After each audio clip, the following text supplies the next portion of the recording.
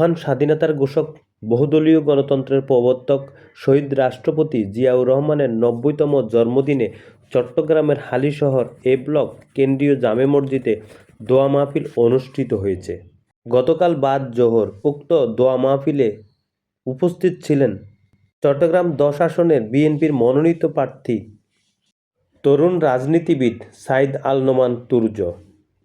আরও উপস্থিত ছিলেন চট্টগ্রাম মহানগর বিএনপির সদস্য আবুল হাশেম, চট্টগ্রাম মহানগর বিএনপির সদস্য মোশাররফ হোসেন ডিপটি, পাহাড়তলী থানা বিএনপির সাবেক সাধারণ সম্পাদক জসিমউদ্দিন জিয়া, জাহাঙ্গীর আলম, আবুল কালাম আজাদ সেলিম, বিএনপি নেতা শাহীন আহমেদ কবির, বিএনপি নেতা সৌরভ শাহীন, মোহাম্মদ সেলিম, আশরাফ খান, খাজা আলাউদ্দিন, বিএনপি নেতা শফিউল্লাহ, বিএনপি নেতা নূর সেলিম বাঙ্গালী, যুবদল নেতা আব্দুল গফুর বাবুল, বিএনপি নেতা সাইফুল আলম, মোহাম্মদ আলী, বিএনপি নেতা জাফর আহমেদ শরীফ, মোহাম্মদ নাহিদ, শফিক, মোহাম্মদ রহিম সহ আরও অনেকে উপস্থিত ছিলেন।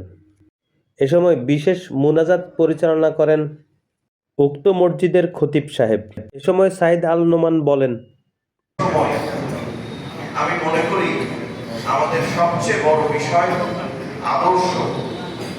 আদর্শিক জায়গা থেকে আমাদের চিন্তা করা দরকার, মানুষের উপকারে আসবে কারা। আমিও তাই আমার নেতা খুঁজে বেরিয়েছি, আমিও মনে মনে খুঁজেছি। আমার নবী করিম সাল্লাল্লাহু আলাইহি ওয়াসাল্লাম তো আছেন, রাজনীতিতে আমি বোঝার চেষ্টা করেছিলাম এবং আমরা খুব সৌভাগ্যবান যে আমরা খুঁজে পেয়েছি। আমাদের নেতা ছিলেন, আমাদের নেতা আছেন আমাদের হৃদয়ে, আমাদের আদর্শে। তার নাম শহীদ প্রেসিডেন্ট জিয়াউর রহমান বীর উত্তম। আমি সামনের সারিতে আপনাদের সাথে আজকে নামাজ পড়ার সুযোগ পেয়েছি। আমাকে নামাজে যখন দাঁড়াই, মসজিদে ঢোকার পরে কেন যেন সামনে দিয়ে দেওয়া হয়, আমার খুব বিব্রত লাগে।